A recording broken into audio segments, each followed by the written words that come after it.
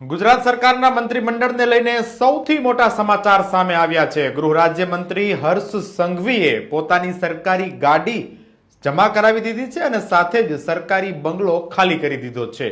મંત્રીમંડળનું રાજીનામું પણ લઈ લેવાયું છે અને આવતીકાલે શપથ વિધિને લઈને ગાંધીનગરમાં ધમાધમ છે। ત્યારે મોટા સમાચાર સામે આવી રહ્યા છે કે ગુજરાતને નવા ગૃહમંત્રી મળશે, કેમ કે વર્તમાન ગૃહમંત્રી હર્ષ સંઘવીએ પોતાનો બંગલો અને ઓફિસ ખાલી કરી દીધી છે। મળતી માહિતી પ્રમાણે હર્ષ સંઘવીએ સરકારી ગાડી અને બંગલો પણ ખાલી કરી દીધા, સાથે સાથે અન્ય મંત્રીઓએ પણ સરકારી તામઝામ છોડી દીધા છે।